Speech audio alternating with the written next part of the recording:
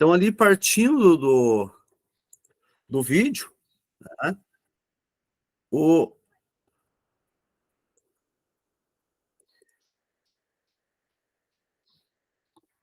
Sim, não, exatamente, professor. Não só com a aula, né, mas parece que é um desinteresse com a escola, um desinteresse com a vida, sei lá, eu vejo assim,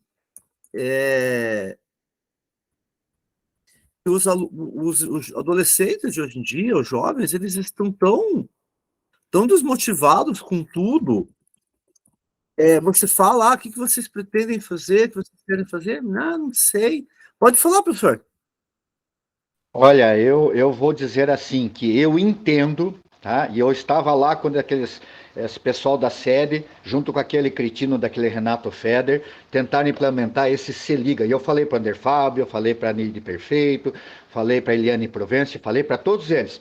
Vocês vão terminar de acabar com o pouco que funciona, porque o Se Liga, ele é aquilo que mostra que a escola não tem mais interesse nenhum, não existe mais o desafio, não existe mais a escola não incentiva mais a buscar ir atrás. Não, a escola está ensinando. Faz depois que passa do mesmo jeito. É isso que a escola que o Se Liga está ensinando.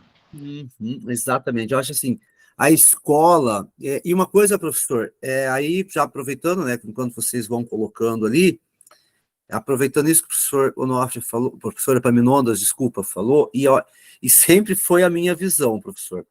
Eu entendo assim, quando a gente fala em escola, né, em vida escolar do aluno, eu já cansei de ouvir de professores, colegas, claro que, eu acho que assim, a gente só fazer um parênteses bem grandão aí, tá? E colocar a seguinte situação.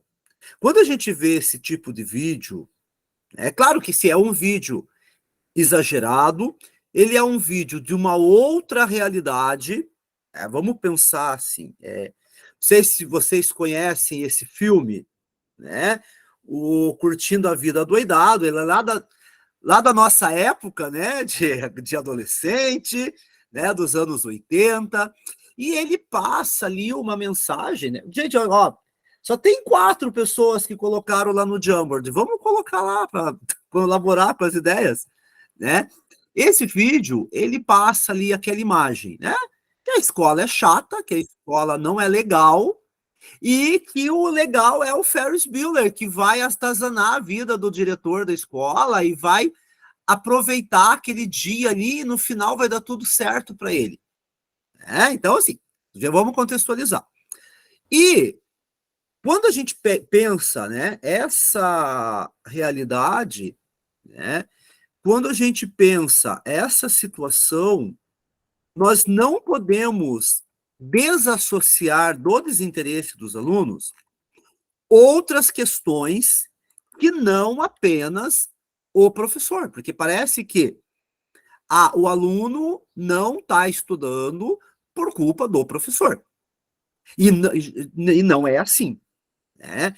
Nós temos aí uma gama de situações além da capacidade do professor, que envolve outros atores, né? Que envolve a própria estrutura da escola, que envolve o próprio sistema, mas nós também não podemos fechar os olhos, né? Não podemos querer tapar o sol com a peneira, de que a solução do problema passa também pelo professor.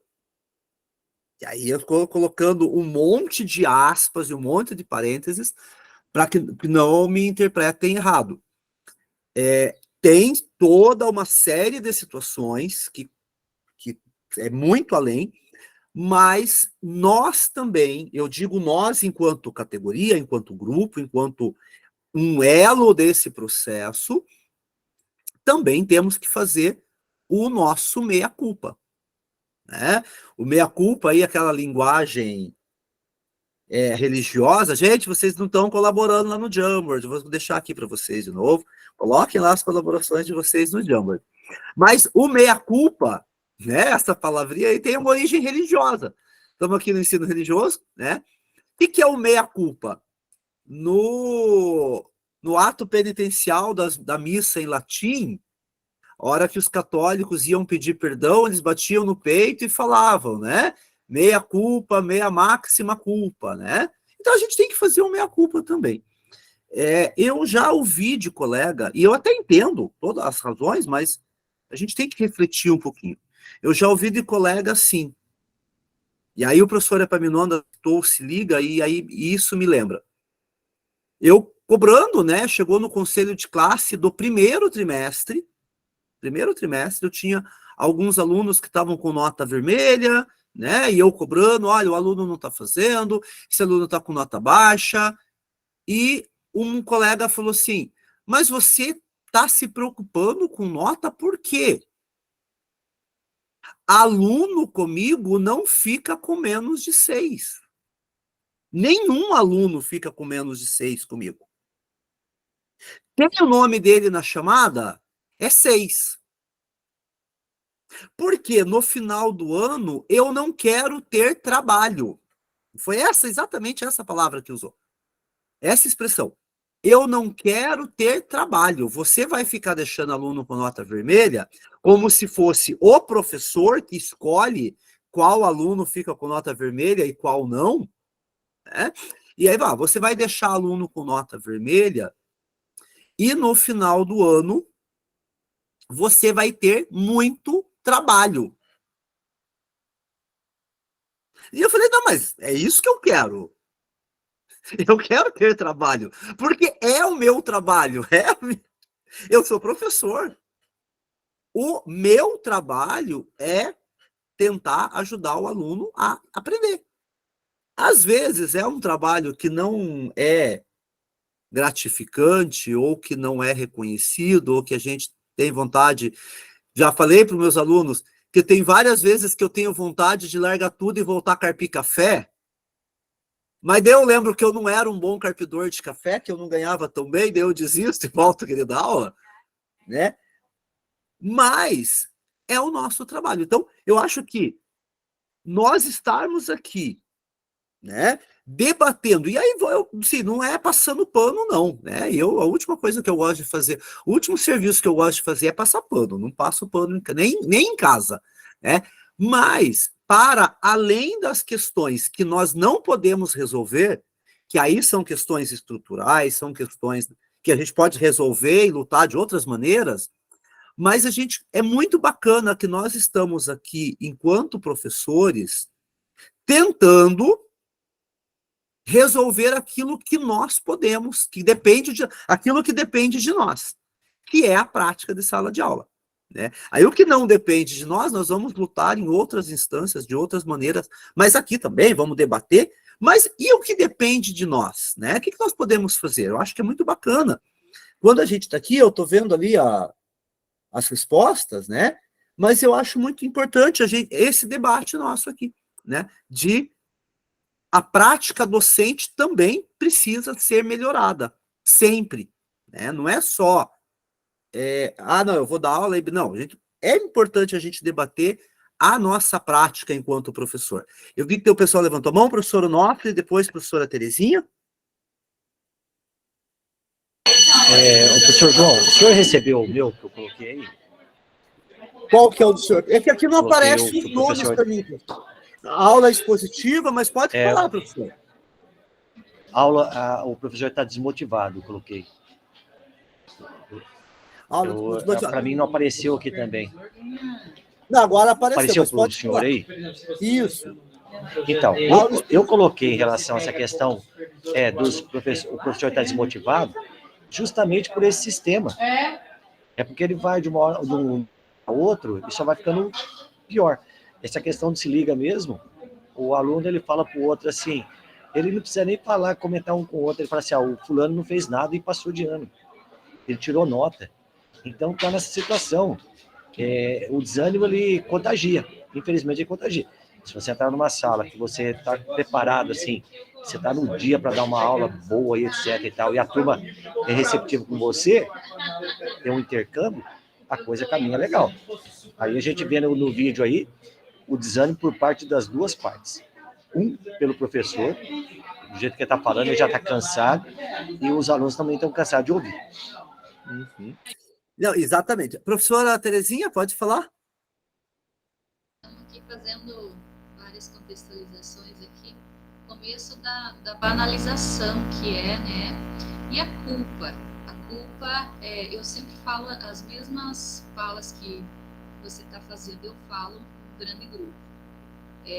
Temos culpa nisso sim também. Quando não há um comprometimento de todos, ou pelo menos de 70%, 50%, eu acho que já teria uma mudança enorme na educação. A banalização do se liga, ontem eu estava comentando, se banalizou demais. O se liga eu sempre falo para meus alunos e eles também já sabem com quem eles vão passar de qualquer jeito no se liga ou com quem eles não vão conseguir. Então eles já vão se virando durante o ano, porque eles sabem que se chegou no se liga com determinadas disciplinas, não vai ter chance da banalização. Então, a primeira coisa que a gente tem que pensar na questão ali, já falando do professor, desanimado todos nós estamos. O que é esse negócio que veio agora? Eu duvido. Eu até falei ontem. Eu duvido que a gente aguente tanta pressão. Porque... E também coloquei na minha escola, perante ao grande grupo, coloco aqui agora também, que eu não quero premiação nenhuma, em hipótese alguma, se os meus alunos se destacarem, porque eu estou fazendo exatamente o que estão pedindo. Motivando, colocando lá conforme exato, seguindo a trilha. Agora, se por acaso a minha turma vir se destacar, não quero aparição, não quero premiação, porque o que eu busco é o reconhecimento. E eu achei isso Isso não é motivar. Se o professor já está no estado que está o professor do vídeo, muitas coisas a gente deixa de fazer. Eu vou falar por mim. Muitas coisas eu deixei de fazer porque se desanima totalmente. Mas a nossa parte, quanto aquilo que é necessário, que é preciso, ela nunca deve ser esquecida. Preparar uma boa aula, porque não existe professor entrar. Eu já ouvi professor falando assim, o professor entra com um livro debaixo do braço e dá um show de aula. Da onde? Da onde? Uma aula tem que ter começo, meio e fim.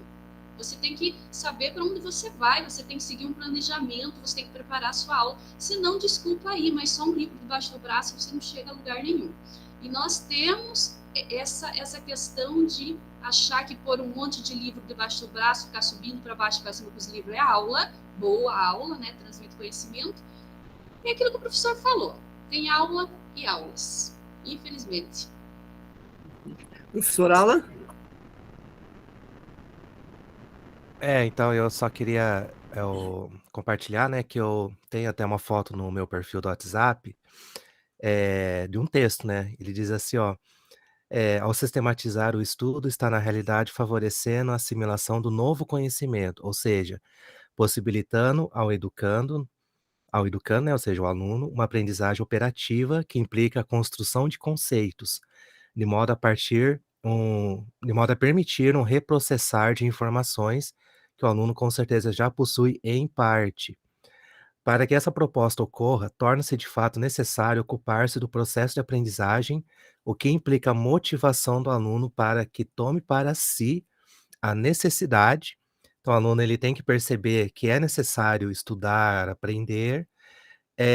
Pra mim, me parece muito que eles acabam meio misturando aquilo que eu chamo de entretenimento, o que eles fazem em casa, assistir vídeo do TikTok, do YouTube, jogar jogos de videogame, ele pode fazer isso, não é proibido. Só que ele tem que entender que aquele momento da aula não é o momento do entretenimento, é o momento de estudar, aprender, e a vontade de aprender. Então, o aluno, essa vontade aqui, eu interpreto como uma vontade voluntária. Eu não consigo obrigar meu aluno a estudar, porque infelizmente tem casos de alunos que são obrigados a ir para a escola, porque os pais obrigam, porque em casa ele não fica e etc, etc. Então, essa vontade, ela tem que ser voluntária. O aluno, ele pode pegar um livro, estudar, ele pode assistir uma videoaula e estudar, ele pode encontrar vários meios, e um desses meios é o meio da sala de aula com o professor presencialmente. Aquele que estuda apenas para passar de ano ou para obter notas, que foi o que eu coloquei ali, né, as notas. Eu coloquei notas porque o último conselho de classe que eu participei, como é ensino religioso, nós sabemos que não tem notas. Mas uma das coisas que foi mais dito no conselho de classe era as notas, as benditas notas. Não terá motivo suficiente para empenhar-se em profundidade na aprendizagem. Então, acaba que eles ficam muito na superficialidade. Eu, como professor, se eu pegasse uma turma que, não, vamos estudar, vamos aprender. Não, isso aqui, professor, nós já estudamos o livro da escola, agora nós queremos ir além. Nossa, eu ia me sentir no céu, sabe? Eu ia falar, nossa, eu vou estudar com esses alunos aqui, ainda vou aprender junto, realmente. Só que quando fica só na superficialidade, digamos assim, o básico, são coisas que eu já sei, então eu não estou aprendendo muitas coisas. Daí de onde eu vejo que seja um dos motivos do professor acabar se desinteressando também, porque o aluno ele só quer ficar no básico, e o professor já sabe o básico. Aí, só para finalizar, ó, mas conforme daí tem aqui, né, a disposição para aprendizagem não depende, por outro lado, exclusivamente do aluno, demanda que a prática didática garanta condições a fim de que essa atitude favorável se manifeste e prevaleça. E quando eu vejo essa questão de que tem que ser a escola, o professor e os alunos, eu vejo que ali é todo um sistema, né, toda uma comunidade escolar mesmo, né, não é só o professor, ou só o aluno, ou só os pedagogos, ou só isso ou só aquilo, cada um tem que ter uma participação, cada um faz uma parte. Também o aluno e o professor, é isso. Tesão. O professor,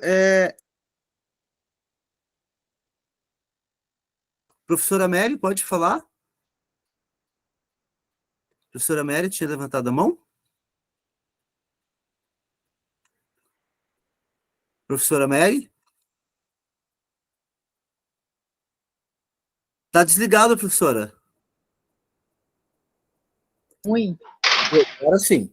bom dia. Bom dia. Então, sobre a questão de interesse e desinteresse de alunos, eu quero me colocar assim como um exemplo do que eu sofri pelo Estado, porque chamei a atenção de uma aluna que já era a segunda aula que eu estava com ela, e o desinteresse foi tão grande.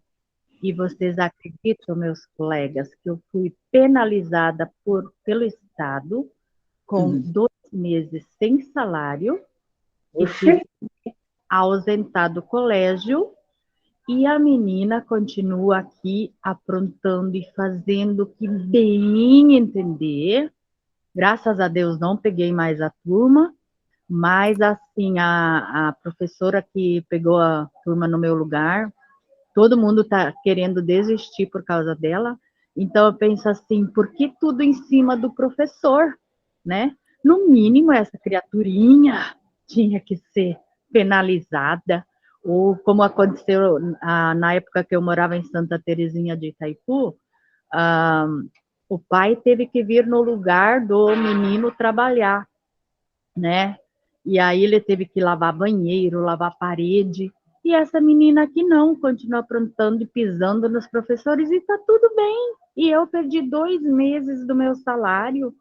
Agora, esse final de mês, Deus queira que a coisa venha corretamente. E eu pergunto, colegas, vocês acham isso justo? Nossa, eu fiquei horrorizada. Te imagine você com um filho na faculdade, casa para pagar, e, bom, não precisa nem entrar em detalhes, mas você fica sem salário. Vocês já perceberam? Mas, meu Deus, professora, que absurdo. Sim, sem salário, tem todos os colegas aí para comprovar.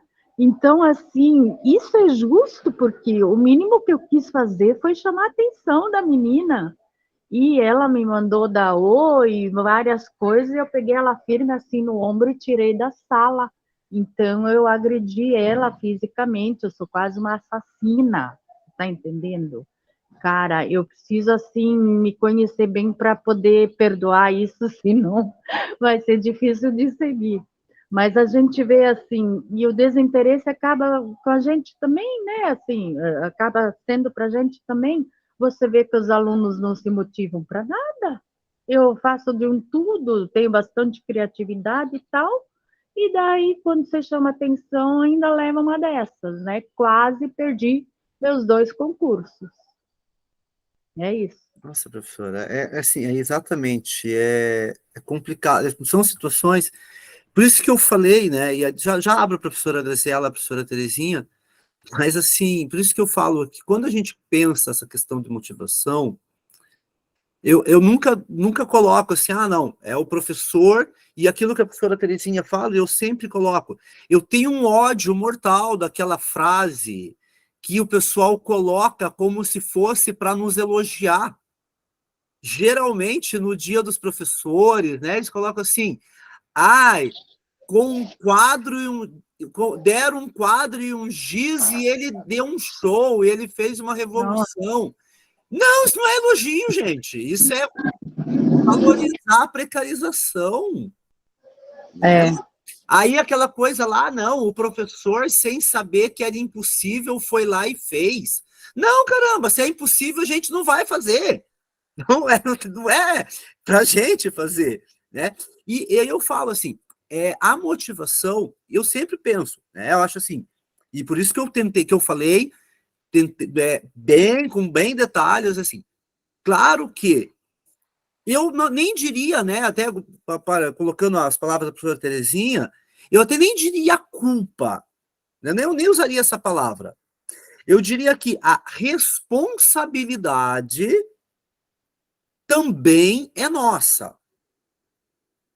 Mas são fatores muito amplos, e eu acho que o professor é um elemento, é um elo que e aí quando a professora Mary fala assim, são situações que a gente fica, né, até sem palavras, né, de absurdos, assim, né, que o professor chega, mas a professora fala, não, a gente tenta, a gente faz, a gente cria coisas diferentes, né, e aí, quando a gente vê, né, principalmente quem está fora de sala de aula, porque não é menosprezando nunca o trabalho de pedagogos, até eu brinco eu gosto tanto de pedagogo que eu casei com uma, né? A minha esposa é pedagoga, mas não menosprezando nunca o trabalho da pedagoga, do pedagogo, nem o trabalho do diretor de escola.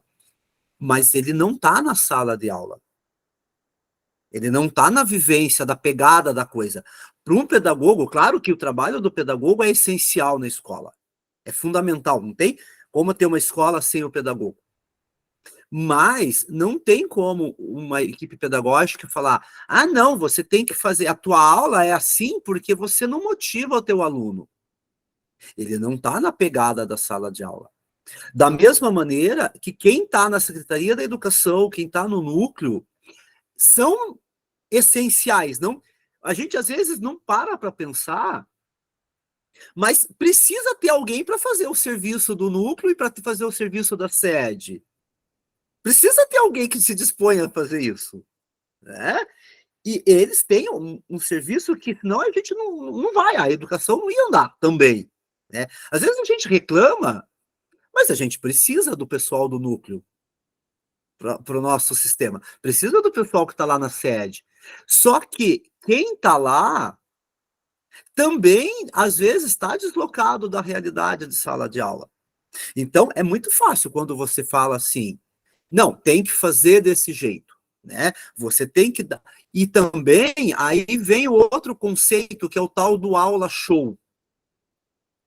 E aí nós temos, assim, cursinhos pré-vestibular, né? Faculdade, né? Que vem com a ideia da tal da aula show. E eu vi uma entrevista uma vez, incrível, tem uns vídeos que são incríveis dele, do Ariano Suassuna. Ele foi convidado para dar uma aula numa universidade, e aí ele chegou lá na porta da universidade e tinha uma faixa, aula show com o Ariano Suassuna. E ele falou que chegou na secretaria da faculdade e falou, tire aquilo lá. Eu não dou show. Você quer show? Contrata o Dominguinho, contrate um sanfoneiro, que ele vai dar show. Eu não dou show. Eu dou aula. Eu vou sentar numa cadeira que eu tô velho e vou falar. Eu vou dar aula. Eu não dou show. Então, a gente tem que tirar também essa romantização, né? E aí, agora, não fugir também, aí sim, fazer o outro lado, não fugir da nossa responsabilidade enquanto professor, né? Enquanto aquele que, a partir da tua prática, da tua realidade, do que é possível, o impossível Deus faz, não é a gente, a partir do que é possível, do que é necessário, fazer uma dinâmica diferente. Aí sim é olhar a educação com olhos na realidade, né?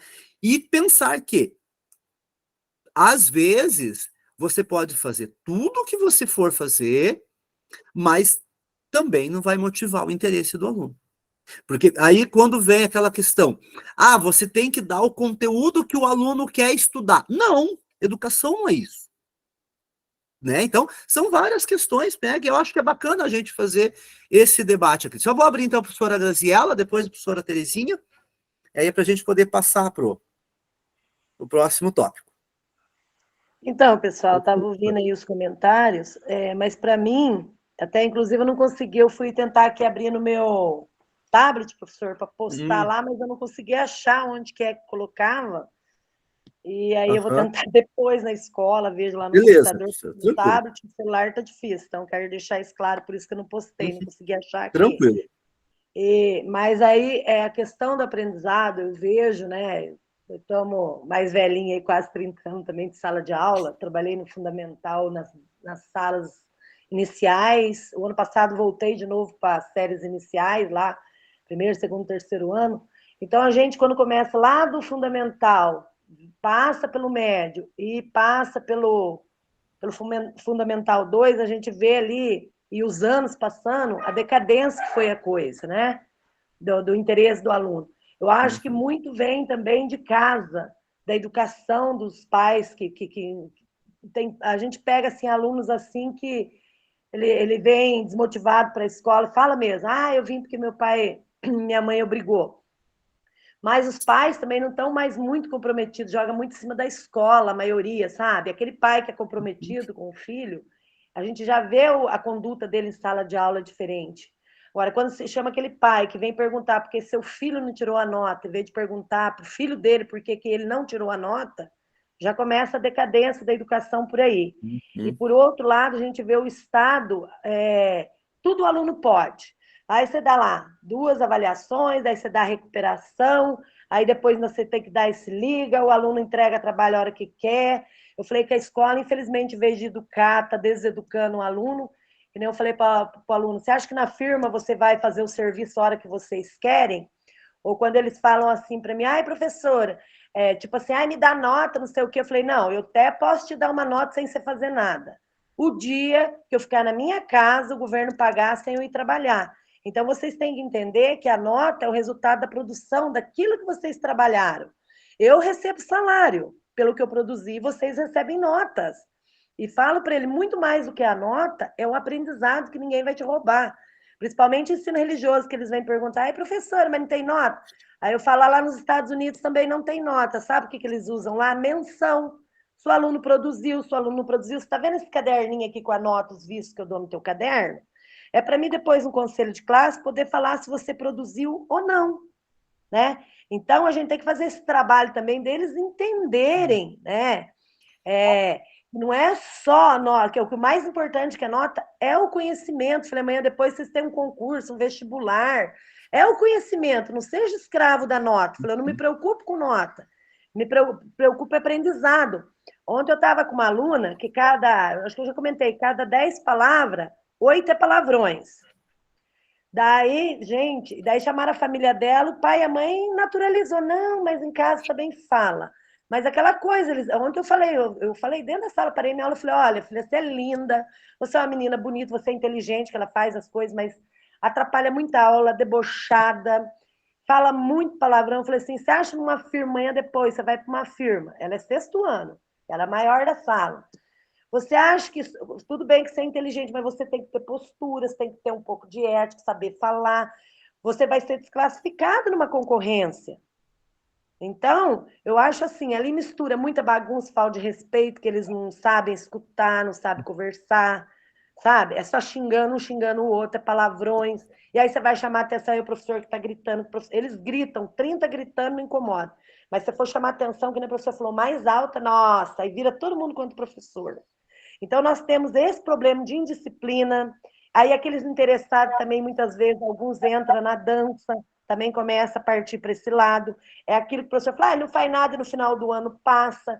É o tal do se empurra. Eu falo na cara, vocês vão deixar para fazer o se empurra? Eu não chamo se liga, eu falo se empurra. Falei, gente, vamos tirar nota. Ai, que bonito tirar nota sem precisar os outros empurrar, ter orgulho de falar que eu aprendi. Eu falei, prefiro um 6 que eu aprendi do que um 10 empurrado.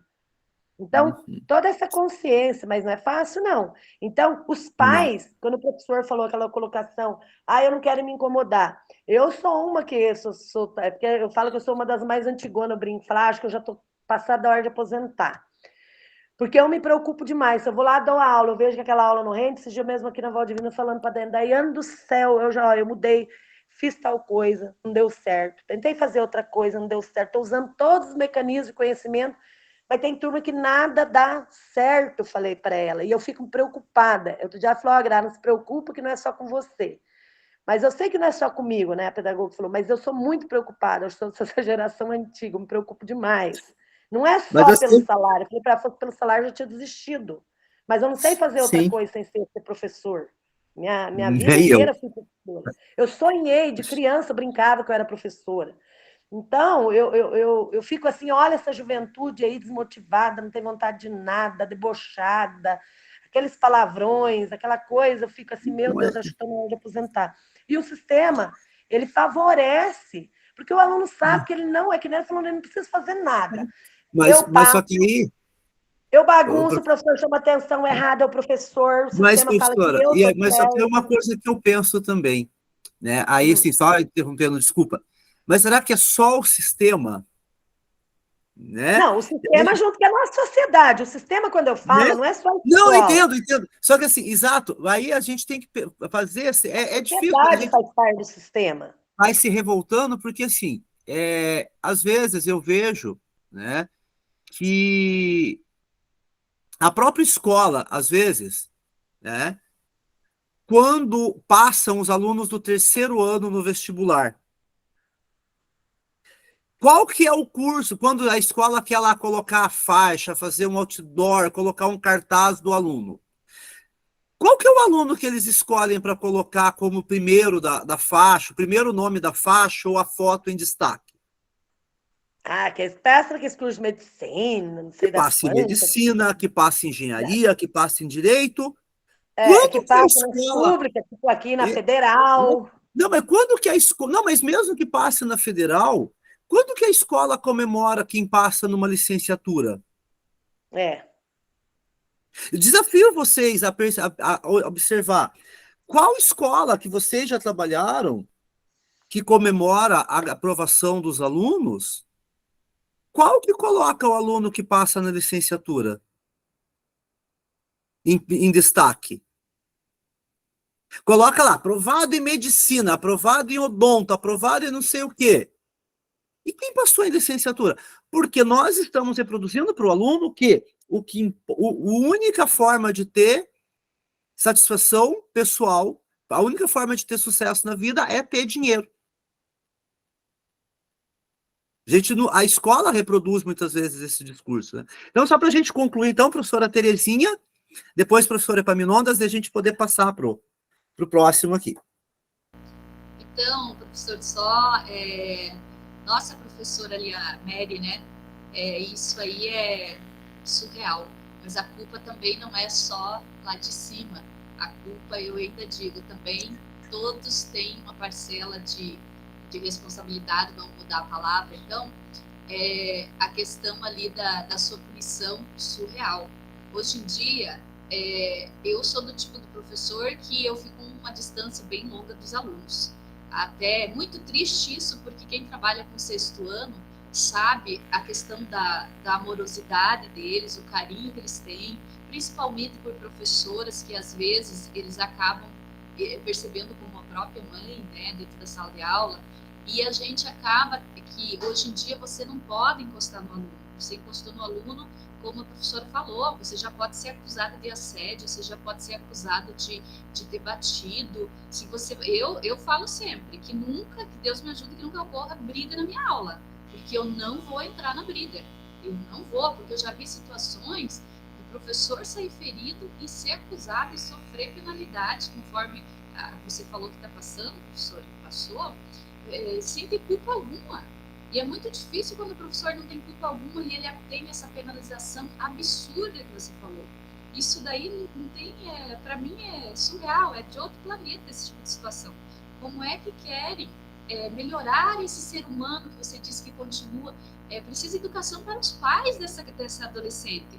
Ontem eu teve atitude de uma aluna, por coincidência, sexto ano, que parece assim, ela é maior que eu na sala de aula, ela é enorme, nem sei qual que é a idade da menina, acabou de chegar na nossa escola, mas ela teve uma postura eu cheguei para entrar na sala e o outro professor não tinha saído, estava na mesa ainda, e ela levantou da sala, passou pelo professor e foi lá na porta, já queria saber coisa, o que eu ia fazer, como que ia funcionar, e eu reprimi ela.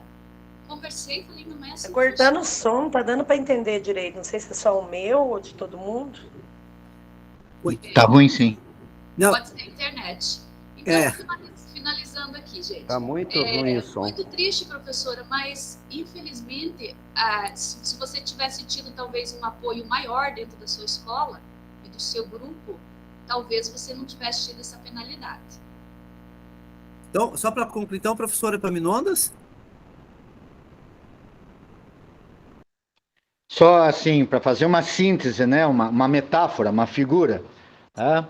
Na realidade, o que está acontecendo hoje é assim: é ter dado um monte de areia para você carregar um carrinho de mão e uma enxada. E aí você, para encher o carrinho de mão com a enxada, é ruim, é difícil.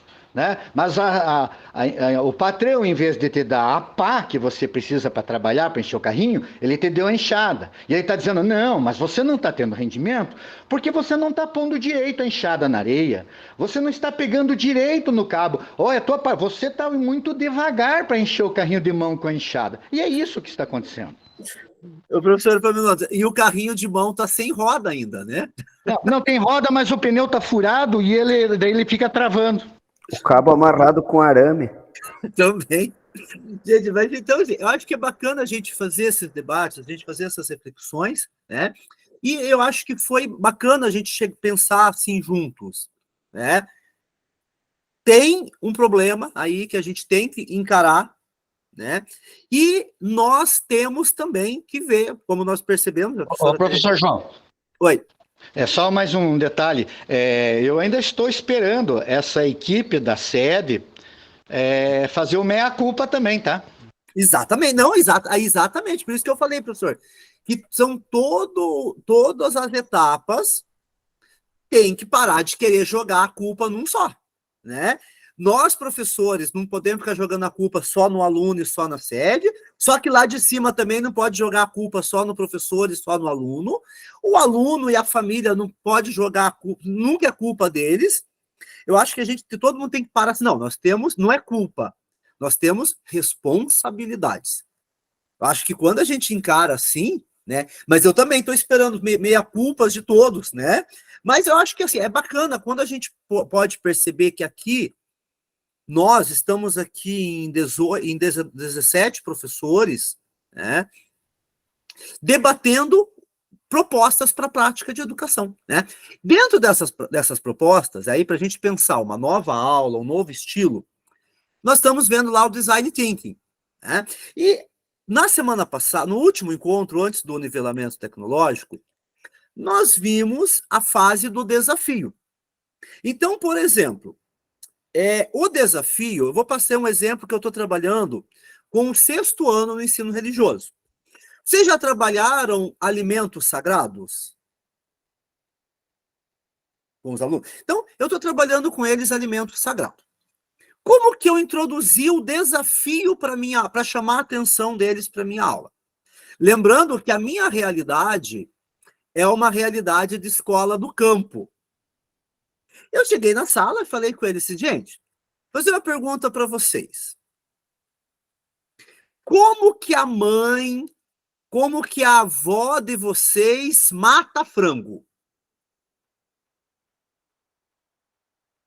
E aí, deixa eu perguntar assim para vocês, de vocês aqui, alguém teve uma infância ou teve uma vida de ruralidade que já viu a mãe, a avó, ou que já matou um frango na vida? Eu sim. Professora Josemar, já matou frango, professora? Eu sim. Os meus...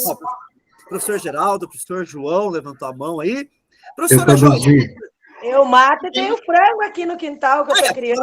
Ela mata. Então, professora Joyce, já como tem aqui, ó, tô criando, filho, frango aqui, ó. Como que você mata o frango, professora Joyce? Então, os meus pais moravam no interior e eu ajudava. A mãe ensinou todos os filhos a fazer todos os serviços da casa, inclusive da lavoura também. Então, quem matava era a minha mãe. Ela prendia as pernas, colocava numa árvore e ela cortava a língua. Aí o restante a gente fazia. A gente sapecava ela na água quente, daí depois tirava toda a pena, todo aquele processo. Vocês cortavam para escorrer o sangue? Sim, para escorrer o sangue do corpo da galinha. Por quê? Segundo ela falou que a carne fica mais limpa, não fica aquele sangue no pescoço ali, né? Naquela região. Se você destronca, o sangue coalha e daí fica aquele sangue todo coalhado no pescoço e assim ele escorre. E a Graziela, como que você mata teu frango, Graziela? Corta o pescoço? Na realidade, eu não mato o frango, eu só depeno. Mas meu marido prende o frango e corta o pescoço. Para tirar o sangue. Isso. Mas a minha costume lá dos evangélicos, aí vem lá do Abraão, lá daquele povo lá. Aí, né? Olha só, a doutora Graziela chegou no ponto. Eu sei a história do frango. Agora, a minha finada sogra era católica, ela destroncava pelo pescoço. Olha só, isso que eu queria chegar. A minha avó... católica pelo pescoço, mas o evangélico tem que deixar o sangue escorrer lá para purificar, tem todo um ritual. Isso mesmo. A minha avó, ela me ensinou a matar galinha. E a galinha, o frango, galinha, como que a gente matava? Pega o bicho pelo pé, coloca a mão embaixo do bico, acha o ossinho da nuca do frango, puxa, quebrou o pescoço, ele se estabana lá e matou.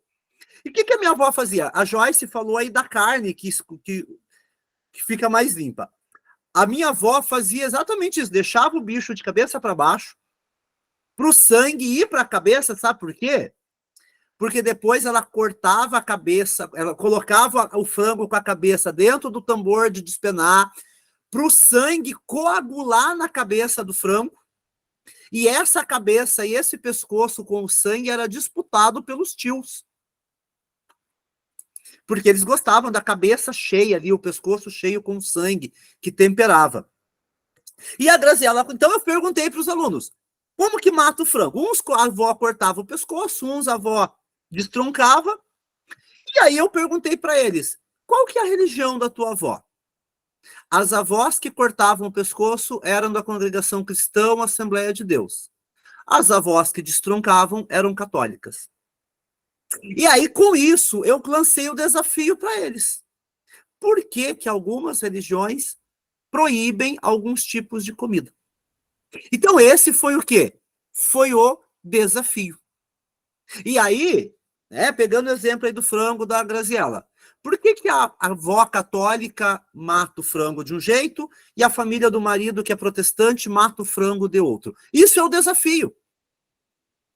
Professor, agora, eu trabalhei nisso com meus alunos. E aí eu coloquei, porque eu tive um namorado árabe, eles não comiam carne de porco. Daí eu fiz todo esse trabalho dessas religiões, fomos lá no passado, né?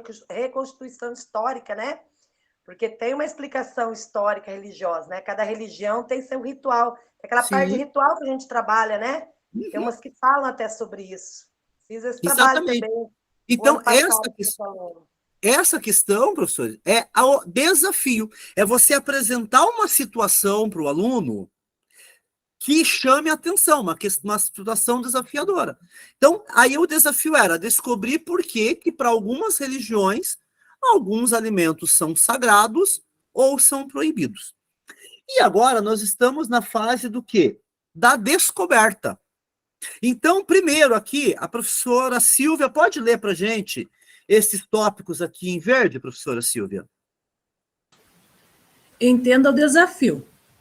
Diante do desafio proposto, os estudantes devem identificar necessidades e oportunidades que vão auxiliar na geração de ideias e soluções. Prepare a pesquisa. Isso, pode prosseguir. Tá. Prepare a pesquisa. Reunir informações e dados mediante a pesquisa é fundamental para conhecer melhor e se aprofundar no contexto do desafio. Reúna inspirações. Analisar os dados e resultados obtidos com a pesquisa é fundamental para encontrar inspirações que auxiliem a solucionar o desafio. Então, aqui nós temos, né, os 3 passos da descoberta do Design Thinking. Primeiro, encontrar um desafio. Então, vocês têm um desafio, né? Percebemos, o primeiro, o desafio do frango, né? Também podemos, eu coloquei lá o vídeo, os outros 2 vídeos para vocês refletirem, sobre a aula 13 do 7º ano. Alguém que tem 7º ano já chegou nessa aula? É a aula que trabalha sobre as religiões de matriz ocidental e matriz... os valores morais, éticos dessas religiões. Esse ano eu não entrei ainda, mas o ano passado eu trabalhei esse conteúdo. Então, e aí pensando, professora, um desafio, teve um caso que aconteceu com com a escola de uma sobrinha minha, quando ela estudava no ensino médio. Ela estudava em Curitiba, numa escola, né, famosona em Curitiba, e eles foram visitar o Museu do Holocausto. Não sei se alguém de Curitiba já visitou o Museu do Holocausto. Eu já levei meus alunos do 3º ano no Museu do Holocausto ano retrasado. Então, lá e aí... na Mesquita Árabe também, levei meus alunos do fundamental de 6º, 7º ano. Ai, que sonho, vocês que podem, que moram aí perto. O que acontece? No final da visita, museu, o professor gosta muito de tirar foto. Os alunos da turma da minha sobrinha tiraram uma foto, né? Aí depois postaram as fotos nas redes sociais. E por causa dessa foto que eles tiraram lá no museu, a escola foi banida de visitar o museu. Foi proibida de voltar a visitar o museu. Por quê? O que vocês acham que aconteceu? Pode falar? Professor, não entendi, porque se você entrar lá no meu Face, você tem o adicionado. Sim, mas essa turma foi banida do museu. Por quê, professor? O que você acha, professora Terezinha? Olha, eu não sei por quê, mas eu sei que eu já levei meus alunos lá, gente, e se não fosse pelo conhecimento e pela organização, eu não levaria mais. Na chegada, que você já chega, você já tem uns brutamonte lá, que eles ficam em cima de você o tempo inteiro. Eu tenho material que eles, no dia lá, eles deram, e eu desenvolvo trabalho, inclusive tem uns livrinhos bem bacanas, eu consegui, acho que uns 25 com eles, aonde mostra a história de vida das pessoas que sobreviveram ao Holocausto e que hoje em dia moram aqui na região do estado do Paraná. É bem interessante, eles têm um material muito bom lá. Mas a questão de qualquer museu que eu visitava, esse ano não marquei nada ainda, mas todo o cuidado que você tem que ter com uma exposição. A primeira coisa, para você levar os alunos no museu, você tem que fazer uma preparação. Então. Não é tudo lá que você pode fotografar, eles têm que estar atentos àquilo que pode, àquilo que não pode. E no Museu do Holocausto, não dá para fotografar nada. Então, mas e aí pela situação, né, do museu. O que aconteceu? Já vou chegar, vamos ver se a gente chega aí. Professora Epaminondas? Olha, conhecendo alguns alunos como eu conheço, algum panaca deve ter feito uma saudação nazista, na foto. E aí, exatamente, professor. 2 alunos no ato da foto, estavam atrás do professor, o professor não viu, fizeram uma saudação nazista e postaram e a foto foi postada nas redes sociais. Deu um rebu gigantesco. Provavelmente, os alunos da professora Graziella, ela falou que tirou a foto, foi tranquilo, por quê? Porque não tinha nenhum, né, que fizesse bobagem lá. Então, pode falar, professora. Então, aí que eu digo, professor, faltou preparação do professor Exatamente. antes de levar esses alunos no museu. Faltou. E aí a gente pode partir desse desafio, né? A gente tem algumas situações que surgiram aí, inclusive os alunos sabem, né, de um youtuber aí famoso, que ele foi expulso do YouTube, ele foi desmonetizado, né, porque ele defendeu a criação de um partido nazista no Brasil. Ele defendeu o direito dos nazistas de terem um partido nazista no Brasil, né?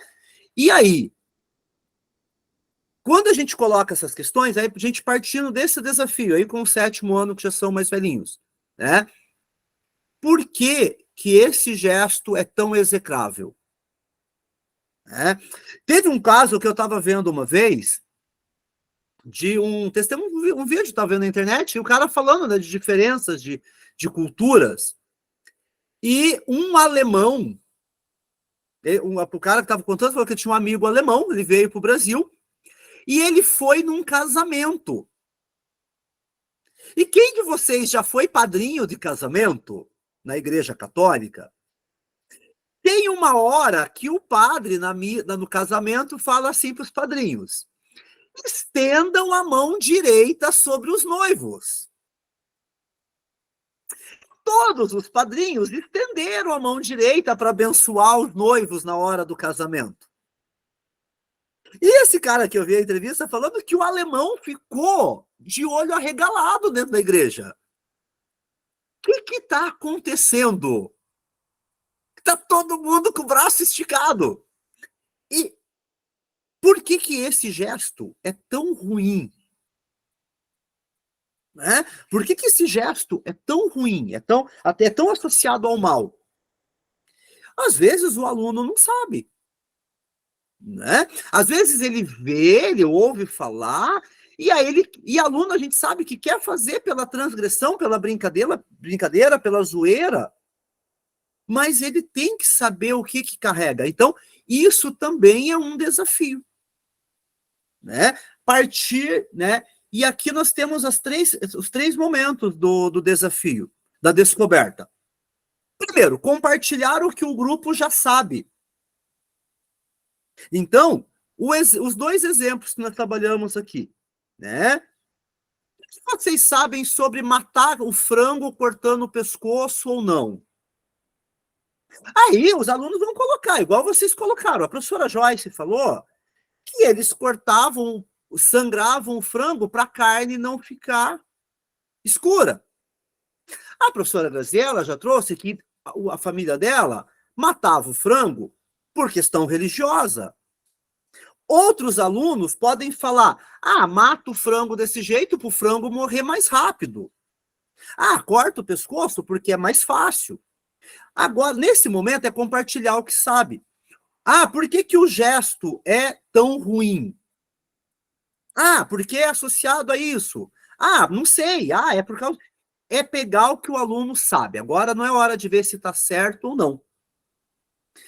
No desafio também, estabelecer quem essa questão impacta. Então, por exemplo, no caso da saudação nazista, quem é o grupo que é impactado com isso? Por que judeus, ciganos, negros, deficientes físicos, homossexuais são impactados com isso? Né? No caso do frango, por que algumas pessoas são impactadas com restrição alimentar? Né? Por que algumas pessoas comem ou não determinados alimentos?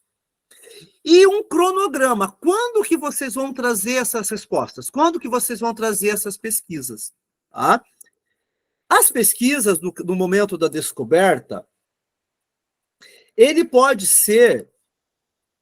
Você pode utilizar duas estratégias. Tá? Professora Doroteia, você pode ler para a gente, fazendo favor, as estratégias?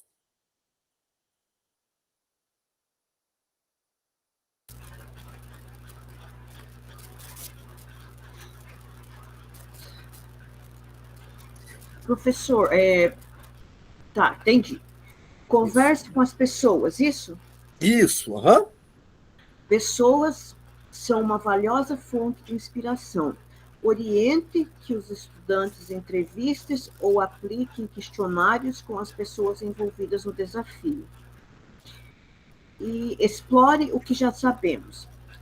Prepare uma pesquisa orientada no material didático ou de divulgação científica sobre o tema do desafio. Os estudantes podem também explorar outros materiais adicionais. Isso. Então, aqui nós temos esses dois exemplos. Então, por exemplo, como a professora Terezinha falou, né? Lá no Museu do Holocausto tem pessoas que são descendentes de sobreviventes do Holocausto. É possível fazer uma entrevista? Então, é um caminho, né? Ou então, no nosso exemplo da galinha, é possível conversar com mulheres que têm o hábito de matar o frango de um jeito ou de outro por motivo religioso? É uma pesquisa. Ou então, os alunos pesquisarem em materiais pré-orientados pelo professor. Então, essa é a etapa da descoberta. Então, nós temos aí os dois momentos do design thinking que nós já vimos. O primeiro é o desafio. Segundo é a descoberta. Certo? Então, pegando os dois exemplos. Por que a saudação nazista é tão ruim? É o desafio. Nós vamos chegar a um caminho. Por que o católico mata o frango sufocado e o evangélico protestante mata o frango decapitado? Ou muçulmano? E nós temos um desafio para achar a resposta a essa pergunta. Professor João, pode falar.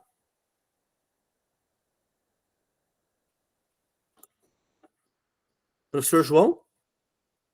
O microfone está fechado. Eu não sei, professor, estão me ouvindo? Que eu estou com problema agora no meu sim. fone de ouvido, o microfone, até o secretário estava me ajudando a configurar. Não, agora aqui. estamos ouvindo, sim. Então, professor, aqui em Prudentópolis tem uma igreja ucraniana que, inclusive, para mim é motivo de curiosidade. Eu nunca pesquisei, não sei se eu posso lançar essa pesquisa para os alunos. Pode sim. Na parte central da igreja ali tem uns ícones, porque a igreja é estilo bizantino, e tem, não sei se são 4 apóstolos ou 4 profetas, no qual na parte de trás de cada profeta aparece um animal. Num deles aparece um urubu, no outro aparece um leão, no outro aparece uma vaca, ou é um boi, não sei, e no outro um anjo. E eu nunca entendi o motivo dessas 4 figuras. Só fazer uma correção, mas assim, vamos lá. Se você vai lançar esse desafio para os alunos, então vamos pensar, por exemplo, trabalhando no lugar sagrado, espaço sagrado.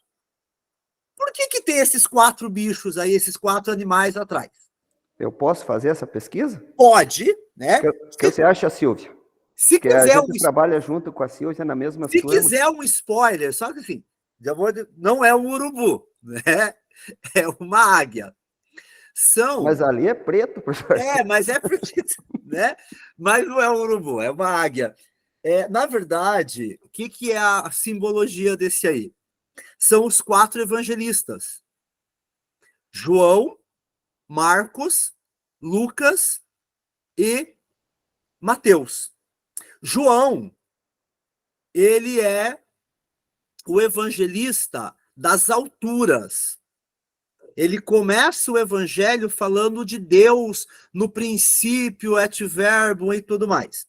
Então, ele voa para as alturas. Ele tem a águia. Lucas, ele se preocupa com a genealogia humana de Jesus.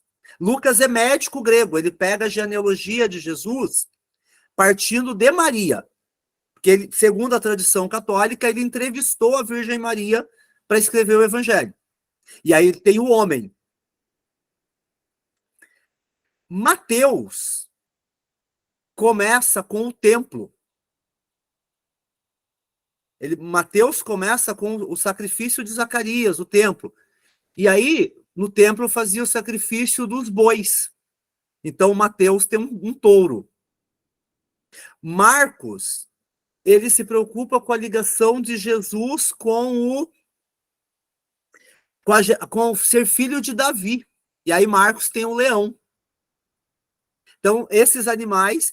E aí, só que aí, se você for pegar da onde esses animais, aí você vai lá para Isaías, o profeta Isaías, que quando ele tem uma visão, ele vê um ser vivo com 6 asas e com 4 caras. E que cada face desse ser vivo tinha uma cara de um homem, de uma ave, de um touro e de um leão. E aí tem essa simbologia dos evangelistas. Mas é um ponto de partida muito bacana para vocês desenvolverem. Mas pode ser complicado para um 7º ano, né? Não. Aí, assim, aí depende de como vocês vão transformar esse momento da pesquisa. Poderia entrar na aula seguinte aos alimentos sagrados, que é lugares sagrados, daí a lugares gente... sagrados. Só que aí nós temos que ver, assim, qual que é o tema que o grupo de vocês vai trabalhar. Se o grupo de vocês vai trabalhar lugar sagrado, dá para trabalhar sim. Né? Então, professora Epaminondas, só para a gente poder ir para os subgrupos. Então, falando desses 4 animais sagrados, né, esses mesmos 4, e se você for pesquisar na história, anteriormente, inclusive ao período bíblico, os caldeus tinham também. E o que é interessante é que nas pesquisas lá na região do Iraque, não faz tanto tempo assim, esses 4 estátuas, grandes estátuas desses 4 animais, foram encontrados pelos arqueólogos. Então, isso, veja, são textos, literaturas que são milenares e que recentemente um desses lugares foi encontrado, essas imagens, essas estátuas foram encontradas. Pré-bíblico, né? Então é para ver como que esses elementos. E dá para trabalhar, é um ponto de partida bacana, professor João. Tá? Então, eu vou mandar para vocês as subsalas para a gente poder fazer o debate. Então, o que vocês vão fazer agora? Vocês já escolheram o tema em grupos e já escolheram o desafio. Então, agora vocês vão planejar como que vocês vão orientar os alunos de vocês a descobrirem o que vocês estão desafiando eles a pesquisar. Beleza? Vou mandar vocês para as subsalas, então.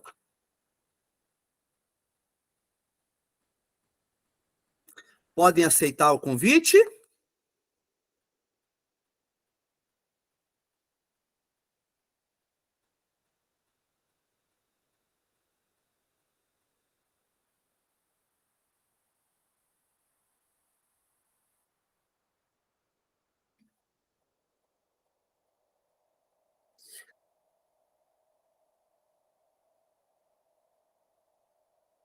Ir para a sala, aqui, a professora Joyce. Professora Joyce, isso, para colocar a professora Mary, tá? A senhora está no grupo 3, professora Mary. Tá bom? Pode clicar no aceitar o convite para você poder ir para o subgrupo. Professora Mary.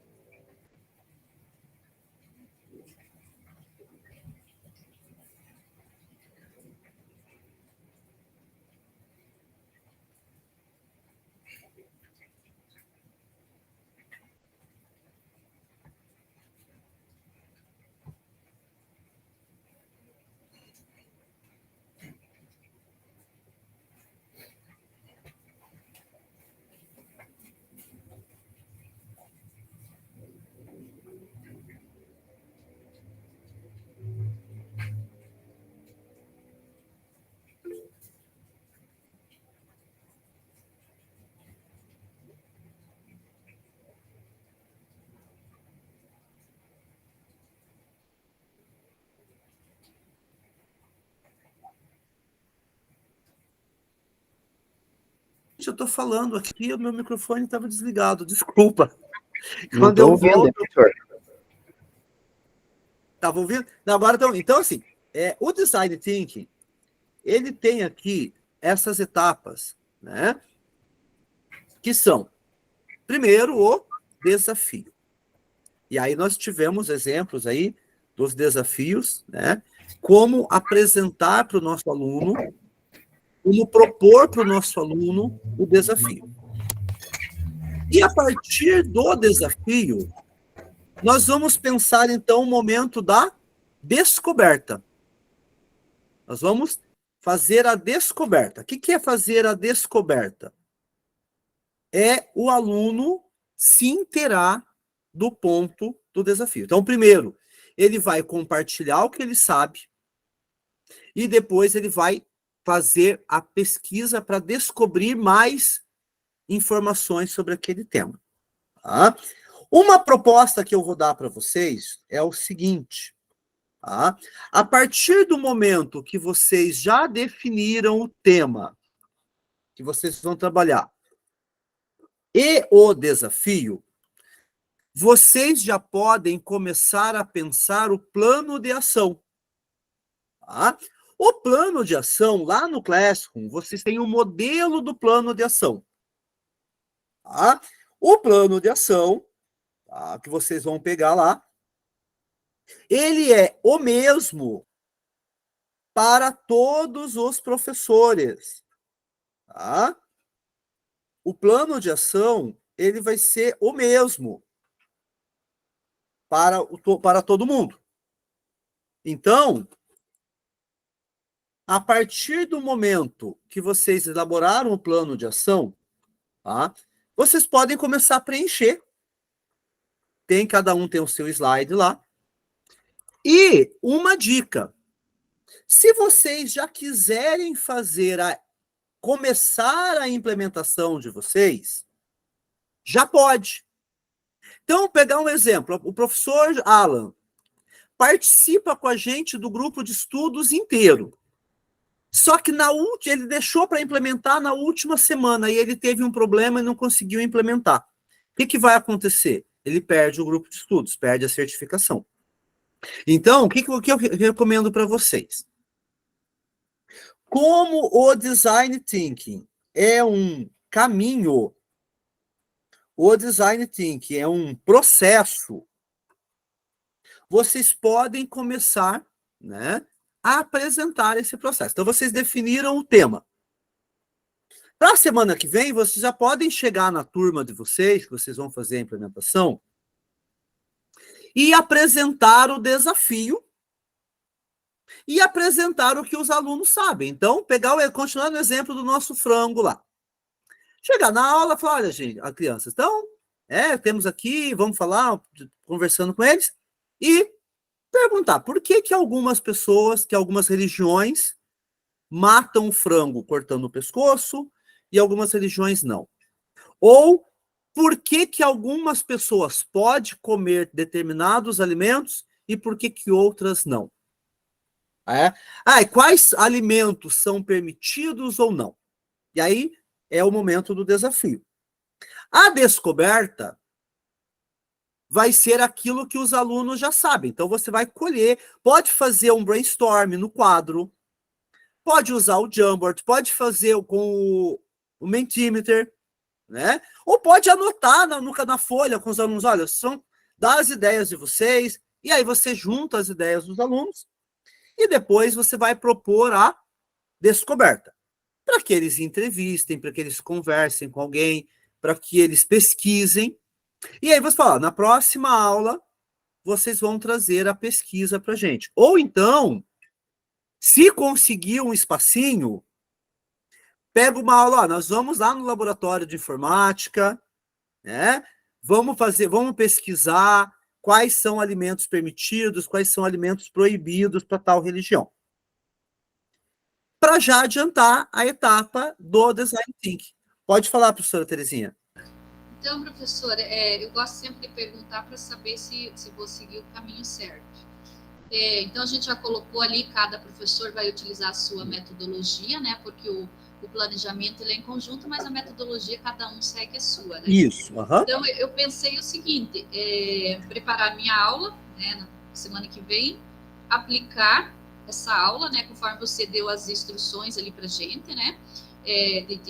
Dentro dessa aula já mostrar os cartões postais, os lugares, né, as possibilidades, enfim, dar uma aula expositiva dialogada com eles e preparar eles para pesquisa, para depois o produto final. É isso mesmo? Exatamente. Uhum.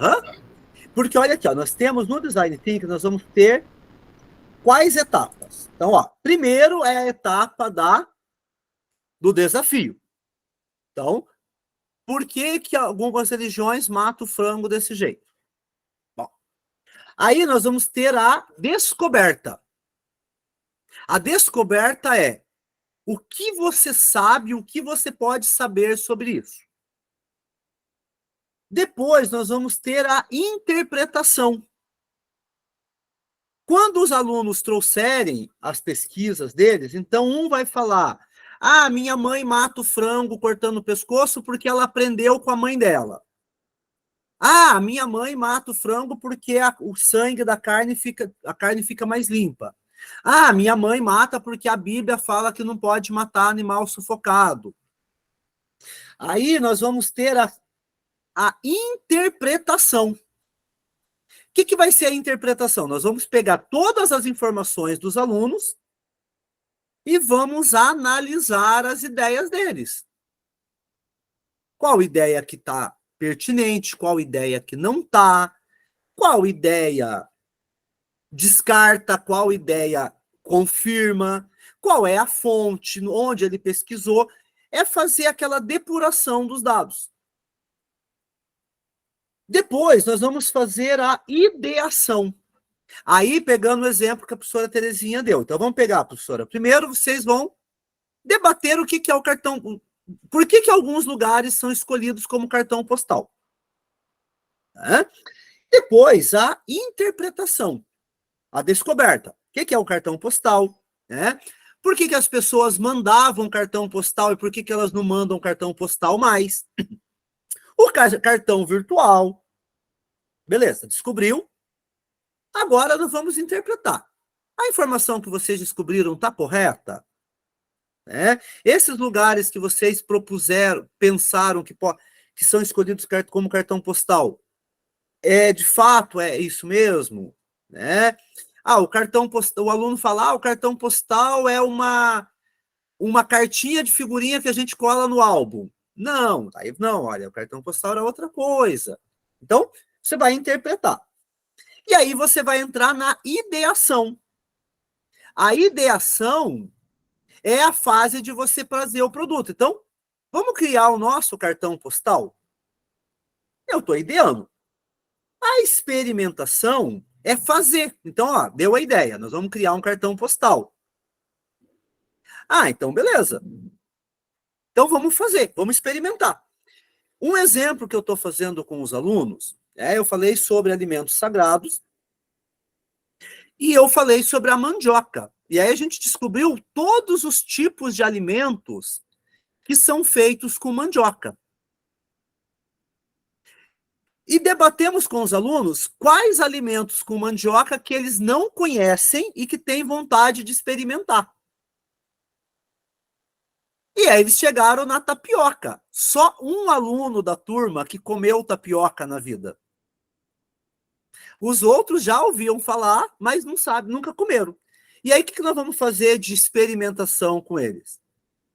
Quinta-feira agora eu vou fazer tapioca com eles na sala de aula. Para eles experimentarem um alimento feito da mandioca sagrada dos índios. Que é um alimento sagrado. E a evolução é a análise do produto. Perceba que, assim, professora, não precisa você fazer uma aula para cada etapa. Porque aqui nós temos 5 etapas. Vão ser, para a gente pensar assim, 5 aulas do ensino religioso. Aí a gente não dá nem um bimestre direito. Essas etapas podem ser feitas em 3 aulas.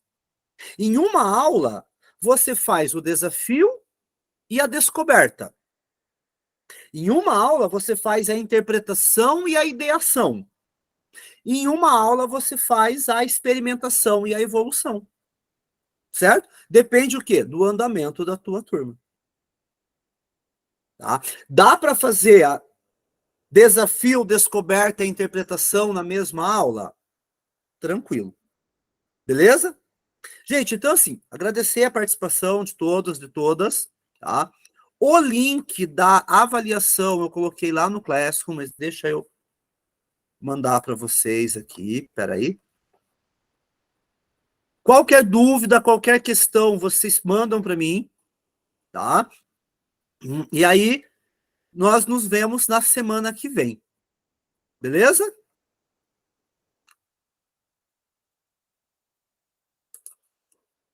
Tranquilo? Com alguma dúvida, alguma questão? Uma última dúvida, professor. Por favor, Como professor João, sempre, pode perguntar. Eu e a professora Silvia trabalhamos na mesma escola, eu na área de História e ela de Ensino Religioso. A gente pode fazer esse plano aí juntos, como da vez passada? Interdisciplinar? Pode. Podemos, Só que como na assim, vez passada?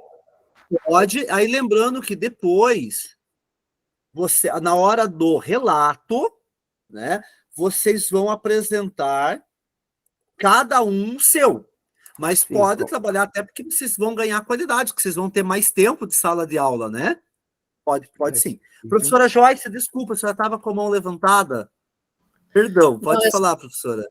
Eu só quero tirar umas dúvidas. Como eu sou peru de fora, que eu não sou dentro da área de ensino religioso, eu posso pedir ajuda para os meus universitários da escola para pegar os conteúdos com ele do RCO.